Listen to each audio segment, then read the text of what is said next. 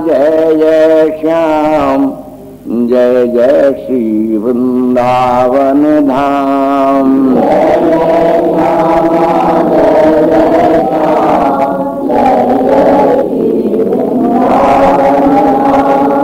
जय जय श्री वृंदावन धाम, जय जय श्री वृंदावन धाम। श्री राधा वल्लभ लाल की, ललित लाडली लाल की, श्री वेंकटेश भगवान की, श्री तरिवंश चंद्रजू महाराज की, श्री सेवकजू महाराज की, श्री गुरुजी महाराज की, समस्त रसिक मंडली की, सब संत भक्तन की, श्री वृंदावन धाम की, श्री राधा नाम की।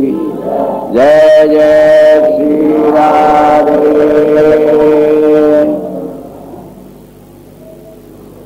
प्रेमानंद रसैक वारिधि महाकल्लोल माला कुला, व्यालोलारुण लोचनांचल चमत्कारेण संचिन्वती।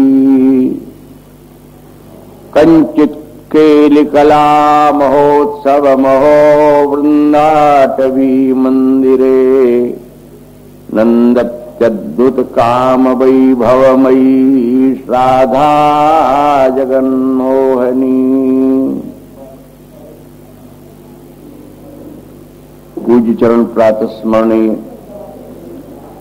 रसिकाचार्य श्रोमणी गोस्वामी श्री हित हरिवंश जी महाराज अपने इष्ट ग्रंथ श्रीमद् राधा रसोधा निधि के इस 69वें श्लोक में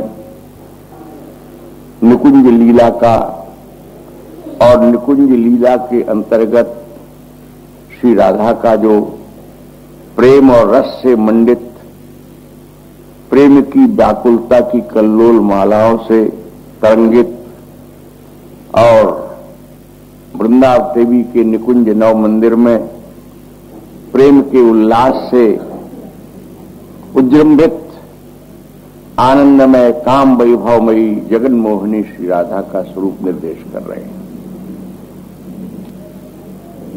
एक शब्द में, एक श्लोक में, एक पद में, एक ग्रंथ में ये सब बात समाई नहीं जा सकती, तथापि ऐसे वर्णन इंगित मानने चाहिए। ये वर्णन तो ऐसे हैं, वृंदावन में नवनिकुंज मंदिर में नित्य किशोरी श्री राधा का स्वरूप, और तब जब वो प्रेम में उल्लसित है उस स्थिति में वर्णन करना असंभव है, अशक्य है। इस बात को अनेक प्रसंगों में, क्या लगभग सभी श्लोकों में ऐसा वर्णन किया गया है। कहीं कंचित है, कहीं कापी है, कभी केचित है, अनिर्वचनीयता की बात। फिर भी जैसे तुलसीदास जी ने कहा ना, इदमित्थम कही जाए न सोई, तदपि कहे बिनु रहा न कोई। तहां वेद अस कारण राखा, भजन प्रभाव भांति बहु भाखा। उस परात्पर तत्व का निरूपण इदम इत्थम, यह है और ऐसा है, संपूर्णत्वेन कोई नहीं कह सका है। सब हार करके रह गए। असितगिरि सोम स्यात् कज्जलम सिंधु पात्रे, सुरतरुवर शाखा लेखनी पत्र मुर्वीम, लिखति यदि गृहीत्वा शारदा सर्वकाले, तदप तब गुणानामीश पारम न याति। पुष्पदंताचार्य कहते हैं शिव महिम्न में, चाहे वो शिव के लिए कही गई बात हो, चाहे राम के लिए कही गई हो, चाहे कृष्ण के लिए कही गई हो, यहां पर वर्णन की उस स्थिति को दिखाते हैं कि समर्थ से समर्थ भी आपके गुणगणों का, आपके स्वरूप का, आपके लीला विलास का वर्णन करने में असमर्थ है। एक अभूत कल्पना की, असितगिरि सोम स्यात् कज्जलम, कज्जल का कोई पहाड़ हो और समुद्र रूपी दावात में उसको घोल दो, और कल्प वृक्ष की लेखनी ले आओ जो कभी घिसे नहीं, ये लेखनियां तो टूट टाट जाती हैं, पिन बदलने पड़ जाते हैं। असित गिरि संस्यात कज्जलम सिंधुपात सुरतरुवर शाखा, कहां लिखे? बोले इतनी बड़ी विशाल पृथ्वी है, इसी को कागज मान लो। कौन लिखे? बोले और तो कौन लिखे, स्वयं वाणी वीणा, वीणा धारणी वाणी सरस्वती स्वयं लिखने में लग जाए। है लिखती गृहीत्वा शारदा स्वयमेव, कब तक लिखे? बोले सर्वकाले, अनादि अनंत काल तक लिखती रहे। तभी तदवित गुणा नामीश पारम आया, तो भी आपके गुणों का पार नहीं पाया जा सकता। हम लोग अपनी अपनी पात्रता के अनुसार उसमें से कुछ ग्रहण कर लेते हैं। अपार अखंड अगाध समुद्र लहरा रहा है, पक्षी जाके अपनी चंचू भर उसमें से ले सकता है, और वो चंचू भर ही हमारे लिए पर्याप्त है। यहां निकुंजेश्वरी श्री राधा का स्वरूप वर्णन करते हुए आचार्य चरण कहते हैं, प्रेमानंद रसैक बारिधि वहां, प्रेम का और रस का और आनंद का एक समुद्र है।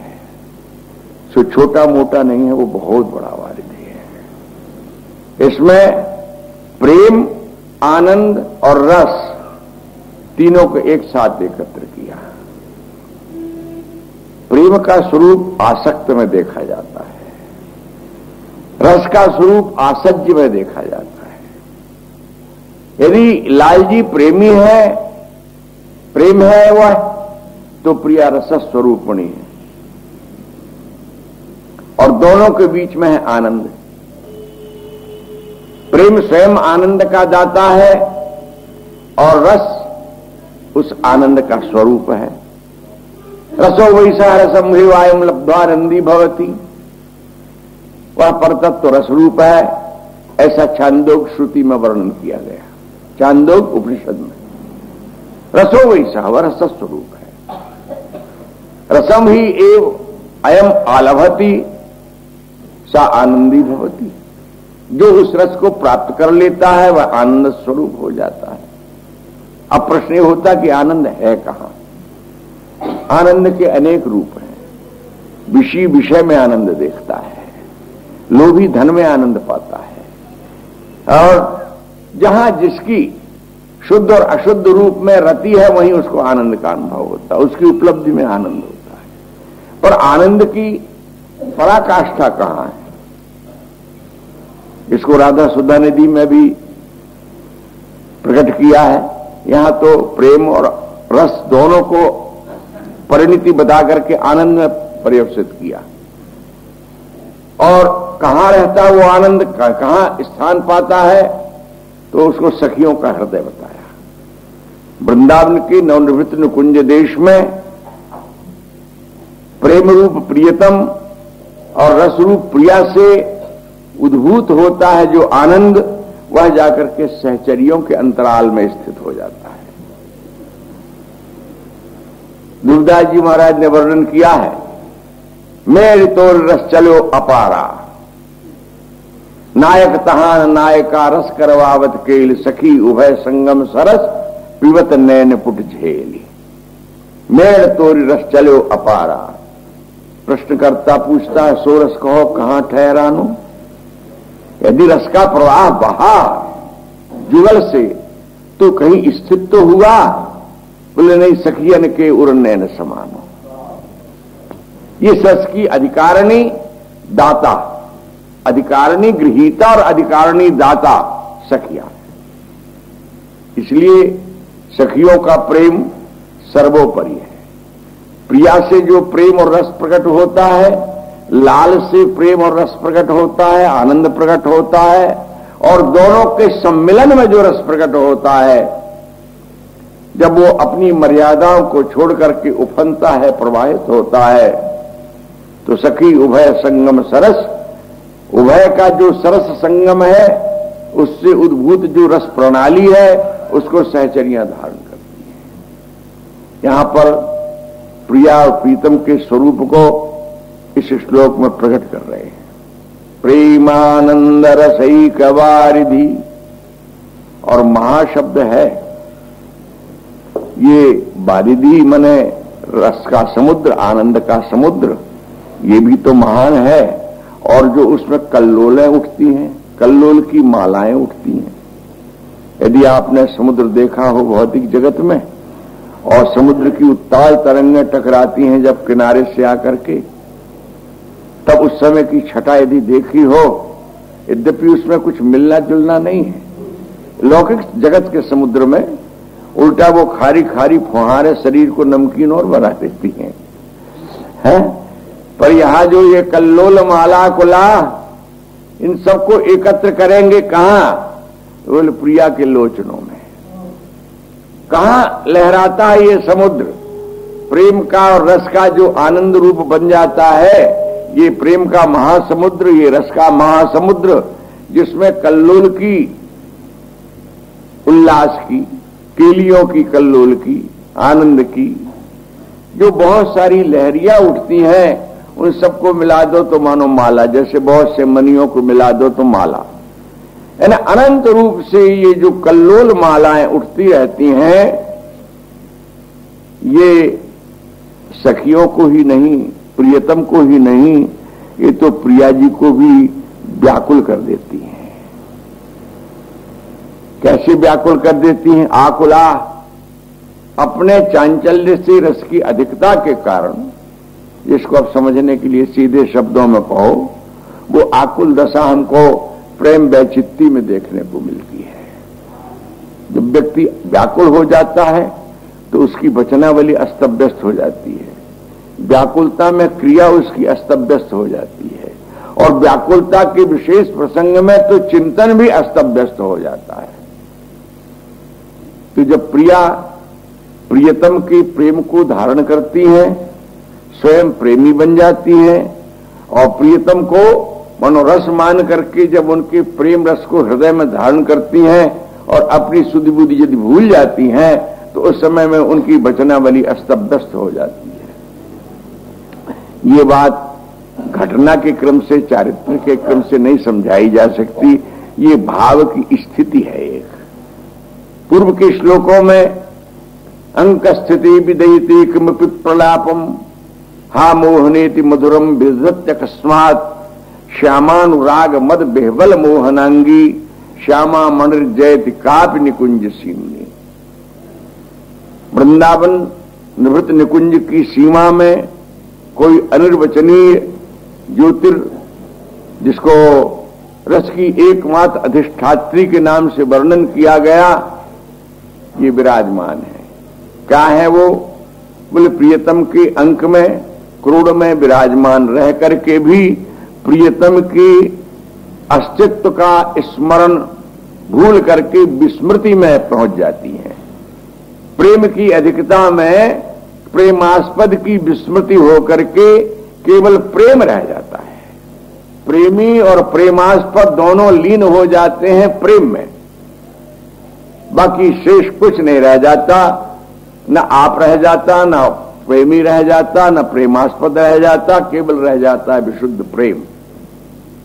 प्रियतम मैं हो गई इस त्रिलोकी, ये भी कहते जहां नहीं बनता है, केवल एक निर्विकार प्रेम हो जाता है। ऐसी स्थिति में किशोरी की वाणी अस्तव्यस्त हो जाती है। तब वो गोद में विराजमान होकर के भी आलाप करने लगती हैं, हा मोहन क्वासी, हे मोहन तुम कहां हो। ये स्थिति प्रेम की तल्लीनता की परावस्था है, पराकाष्ठा है। इसको वैचित्ति दशा कहा, जहां किसी भी प्रकार का भान अस्तित्व का शेष नहीं रह गया। यहां इस स्थिति में किशोरी का स्वरूप प्रेमी के रूप में है। दो बात कही ना, एक प्रेम है, एक रस है। इसकी व्याख्या करते हुए हमारे टीकाकार महानुभाव ने बताया कि प्रेम जब कहा जाए तब मानना चाहिए कि ये लाल जी का स्वरूप है, और जब रस कहा जाए तो प्रिया का स्वरूप है। ये निरंतर रहने वाली स्थिति है, पर कभी कभी इसमें परिवर्तन आता है। प्रिया कभी प्रेमी भी बन जाती है और वैसे तो निरंतर वो प्रेमास्पद ही रहती है। वृंदावन के नव निकुंज निवृत्त निकुंज देश में प्रेम की उपासना की रस की एक परिपाटी है जो सर्वथा परिवर्तित है। ये बात मैं अनेकों बार आपके सामने निवेदन कर चुका हूं कि भागवत धर्म तक आराध्य सबका ब्रजेंद्र नंदन श्री कृष्ण होता है। नवनिवृत्त निकुंज देश में आते ही राधा आराध्य हो जाती हैं। श्री कृष्ण सहित समस्त परिकर उनकी आराधना करता है। और ये परिकर ज्यादा विस्तृत नहीं है, ये 4 भागों में विभक्त है। एक ही रस प्रिया रूप में, वही प्रियतम रूप में, वही सहचरी रूप में और वही वृंदावन 4 रूपों में है। ये चतुर्व्यूहात्मक विहार है जिसमें आराध्या होती हैं प्रिया जी किशोरी जी और आराधक होते हैं लाल। और दोनों आराध्य और आराधक के बीच में रस की क्रीड़ा संपन्न कराने का उद्योग करने वाली होती हैं सहचरियां। इसलिए इन दोनों में रस जो संपन्न होता है उस रस के प्रवाह की धारिका भी वही होती है। आज इस प्रसंग में वर्णन कर रहे हैं कि प्रियतम के प्रेम को रसमूर्ति प्रिया ने स्वयं प्रेमी भाव धारण करके जब धारण किया तो मानो रस का आनंद का एक वारिधि उमड़ पड़ा और उस वारिधि में महानतम कल्लोलें, जैसे लोक में समुद्र में लहरें इतनी बड़ी उठ जाएं कि अमेरिका के एंटरप्राइजेज को भी नीचे धराशायी कर दे, रसातल में पहुंचा दे, ऐसी कोई अभूत और विलक्षण रस की कल्लोलें प्रिया के हृदय में एक नहीं अनेक अनेक रूपों में प्रकट होती हैं और जो कभी विचलित नहीं होती हैं, जो सदा स्थिर रहती हैं। ऐसी प्रिया को भी एक बार आनंद के लोर में झकझोर दे दें, आकुल हो जाएं, उससे उनके नेत्रों में एक आलोल, एक चंचलता पैदा हो जाए और उस चंचलता के कारण जिनके नेत्रों में अरुणिमा झलक जाए। ये अरुणिमा यहां अनुराग की वाचक है। अरुणिमा प्रकट होने का अर्थ ये कि प्रियतम के प्रेम के लिए स्वयं प्रेमी बनकर के प्रियतम प्रेमास्पद के लिए जिनके नेत्रों में अनुराग रस झलक आया है। इस अनुराग के झलकन की बात और भी अनेकों जगह वर्णन की गई है। पीतारुण छविमनंत तडिल्लताभाम प्रौधानुराग मध्य वल चारु मूर्ति प्रेमास्पदाम ब्रज महीपतितन महेश्वर गोविंद बन मनसताम निजधाम राधाम। पूर्व के श्लोकों में ये बात आ चुकी है। प्रिया की छवि को बता, पीतारुण छवि अनंत तडिल्लताभाम, कहीं अंग के रूप में अरुणिमा पीतिमा के साथ गौता के साथ अरुणिमा का वर्णन किया, यहां पर उसको उस अनुराग रस को अरुणिमा को उनके नेत्रों में प्रकट किया। इस प्रकार से चंचल हो चुके हैं जिनके नेत्र। वैसे तो जहां इनकी नेत्रों की छवि का वर्णन किया है, इनके मूर्त रूप में वर्णन किया है, अतिशय चारु चपल अनियारे रूप में वर्णन किया है, नैननि परवारों कोटिक खंजन, पर आज तो अनुराग के कारण अतिशय ने चंपल है। नैननि परवारों कोटिक खंजन चंचल चपल अरुण अनियारे अग्रभाग बन्यो अंजन। कोई साहित्यिक विद्वान पूछ सकता है कि यहां चंचल और चपल समानार्थी हैं, इन दो शब्दों का एक साथ ऐसे महाकवि सुकवि ने क्यों प्रयोग किया? ये तो दुरुक्ति दोष हो गया। काव्य के पिंगल शास्त्र के अनुसार यहां दुरुक्ति दोष नहीं है। वैसे तो प्रत्येक शब्द अपना विशेष अर्थ रखता है, समानार्थी। अरे कर कहने में और हस्त कहने में यद्यपि एक ही हाथ का बोध होता है, तथापि कर के अर्थ कुछ और हैं। जब वो कर्ण बनता है तब कर होता है, जब प्रदान का कार्य करता है तब उसका नाम हस्त होता है, तो उसकी व्युत्पत्ति भिन्न भिन्न होती है। इस न्याय से चंचल और चपल भी भिन्नार्थी भी हो सकते हैं। थोड़ा न थोड़ा उन दोनों में अंतर है, पर मोटे तरह से देखा जाए तो प्रिया के नेत्रों की चंचलता किंवा चपलता को प्रकट करने के लिए केवल एक शब्द चंचल कह देने से बात पूरी नहीं पड़ती है, तो दूसरा चपल शब्द भी समानार्थी जोड़ना पड़ता है। जैसे किसी ट्रेन को बहुत ऊंचाई पहाड़ पर चढ़ाना हो तो एक इंजन आगे लगा देते हैं, एक इंजन पीछे लगा देते हैं, नहीं तो दो इंजन लगा देते हैं एक साथ।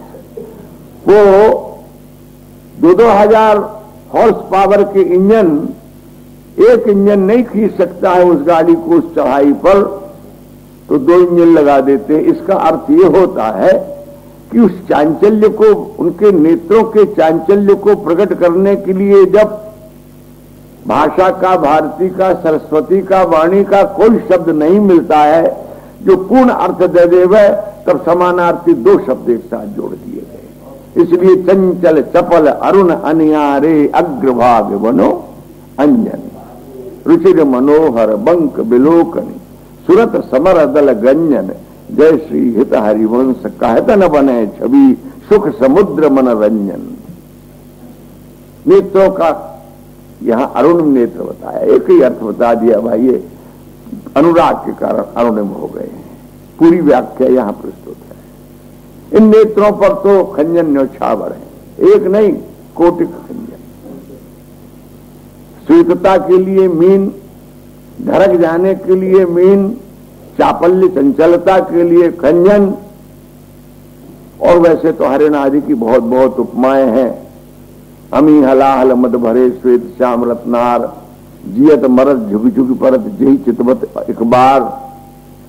अथवा खंजन मीन मगज मद मैटत, कहा कहो नैनन की बातें, सुन सुंदरी कहा लो सिखी, मोहन बसी कर्ण की घातें। बंक निशंक चपल अनियारे, अरुण श्याम सित रचे कहाते, डरत न हरत परायो सर्वस मृदु मधुयो मादिक दृक पाते।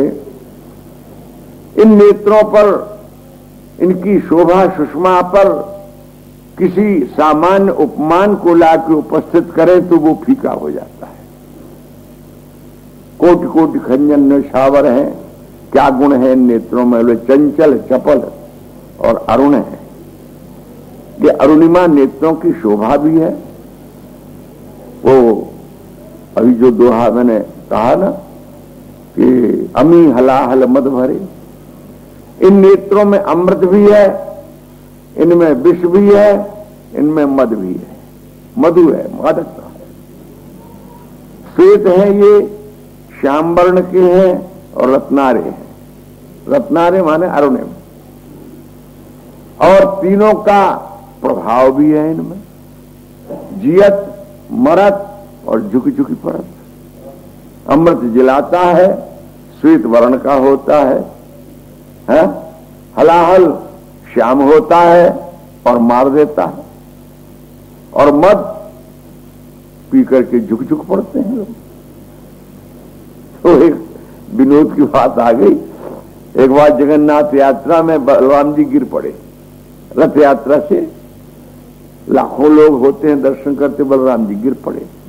महाशोक छा गया। महाराज के पास सूचना पहुंची, गजपति जो उत्कल देश के राजा, बड़ा अनर्थ हो गया, बड़ा अशुभ हो गया। रथ यात्रा पर विराजमान बलराम जी गिर पड़े।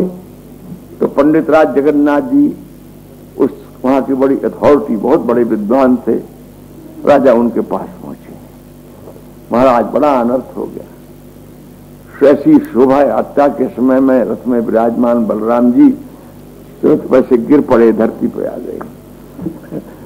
तो पंडित राज बोले कि राजन, कोई अनर्थ की बात नहीं, सोचने की बात नहीं है, चिंता मत कीजिए, कुछ अशुभ होने वाला नहीं है। क्यों? बोले जो पीते हैं वो तो गिरते ही गिरते हैं। बलराम जी पीने वाले में बारुणी से चके रहते।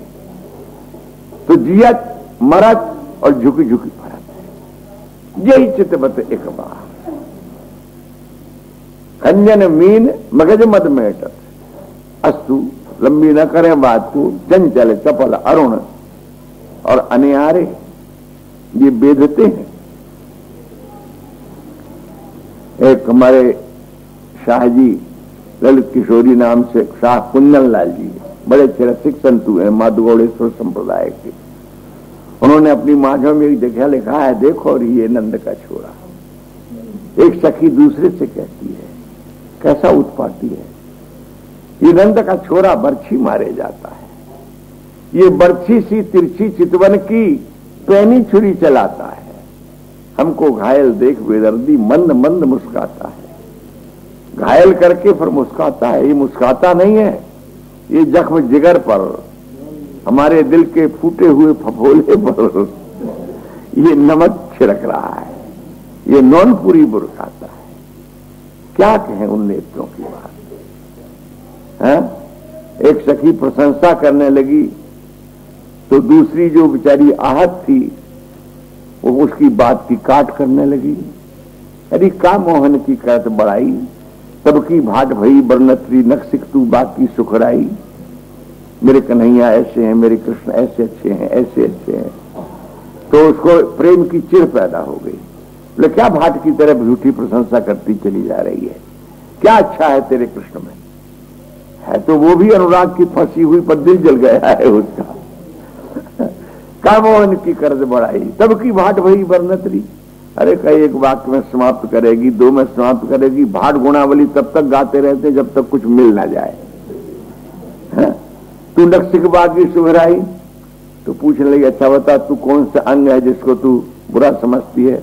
बोले इन आंखों की बात क्या है? तो बोले इन आंखों की करामात ये कि कौच कौच बाकी अनियन सो मेरो अंतश्चलनी कीनो, पलक नीर की भीर बूंदता सह न सकत ऐसो दुख दीनो। तुम जिन नेत्रों की प्रशंसा कर रही हो देवी, ये नुकीले नेत्रों ने कोच कोच करके मेरे हृदय को छलनी बना दिया है। कैसी भावात्मक बात है। कोच कोच बाकी अनियन सो मेरो अंतश्चलनी कीनो, और ऐसी चलनी बना दिया कि पलक नीर की भीर बूंदता, एक बिंदु भी अश्रु यदि एकत्र हुआ तो वो झर करके नेत्रों के रास्ते से निकल पड़ता है। इतना बड़ा दुख दिया है तेरे अच्छे कहे जाने वाले कृष्ण ने। और बोल, और क्या अच्छा है उसका? कभी मुस्कान बहुत अच्छी है। अरे हाय रिहाय मंद मुस्कनिया, हाय रिहाय मंद मुस्कनिया, लिए जात मन जोरा जोरी, ऐसी निपट निपीर निर्दयी चिबुक कूप में गिरा गेरी। ये मोहन की मुस्कान, ये निपट निर्दयी है, पराकाष्ठा की धूर्त है, ये न चाहते हुए भी किसी के दिल को खींच करके ले जाती है।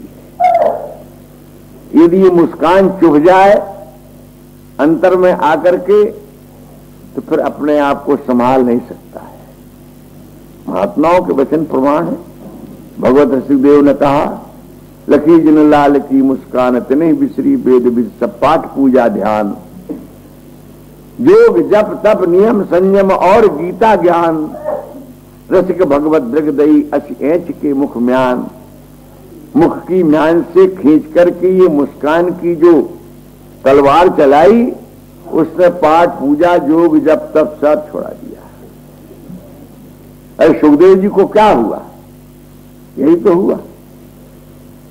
वो स्थितो विनैर्गुण्ये उत्तम श्लोक लीलया गृहीत चेता राजर्षे आख्यानम धीतवान। हम आत्माराम थे, अपने निजानंद सिंहासन में विराजमान थे, निर्गुण निराकार ब्रह्म का ध्यान करते थे। कथा के रूप में वर्णन करते हैं पंडित लोग, भागवती लोग, कि जब नाल छेदन के उपरांत सुखदेव चले गए और ब्रह्म के ध्यान में लीन हो गए, ये अधिकारी पात्र श्रीमद् भागवत का हाथ से निकल गया। भगवान वेदव्यास उसको अपना शिष्य बना करके भक्ति का प्रचार कराना चाहते थे। उनकी गौएं चराने के लिए कुछ बालक जो जाते थे वो लौट लौट के बताते थे कि वो बालक जो आपका बैठ करके ध्यान भजन कर रहा है, आज ऐसा है, कल ऐसा है, परसों ऐसा है। एक दिन उन बालकों को कुछ वन्य जंतुओं से भय लगा तो एक मंत्र बता दिया, और जब उस मंत्र को, श्लोक को गाया तो वो ब्रह्म का ध्यान छूट गया और वो चंचल कन्हैया बड़ी बड़ी आंखों वाला, मंद मधुर मुस्कान वाला उनके हृदय में खेलने लगा। बरहा पीडम नटवर वपु कर्णयो कर्णिकारम बिभ्रद्वासः कनक कपिशम वैजयंतीं च मालां रंध्रान् वेणोरहरस्वया पूरयन् गोपवृन्दैर्वृन्दारण्यं स्वपदरमणं प्राविशद गीत कीर्ति। मयूर पंखधारी ये नंद का कुमार और उसी आयु के छोटे छोटे साथी बालक नख से सिख तक नट की भांति सजा हुआ, अधरों पर मुरली लिए हुए अमृत उड़ेलता हुआ वृंदावन में प्रवेश कर रहा है। इस छवि छटा का जब सुखदेव के हृदय में प्रतिबिंब आया तो ब्रह्म का ध्यान छूट गया। ये वो देश है, यहां तो किशोरी जी की बात हो रही है, प्रसंग से लाल जी की सुंदरता के और रस की बात से आगे की बात कही जाएगी। इसीलिए तो इसमें ब्रह्मादिक ध्यान पीछे रह जाते हैं। एक नारायण स्वामी नाम के संत हुए हैं। पहले वो लाला बाबू के मंदिर में नौकरी करते थे, कामदार थे। पीछे फिर वो सन्यास लेकर के नारायण स्वामी के नाम से, उनका एक ब्रज विहार नाम का ग्रंथ है, उसमें ठाकुर की ब्रज संबंधी छोटी बड़ी बड़ी रसमय लीलाओं का वर्णन किया गया है। एक जगह वो कहते हैं, चाहे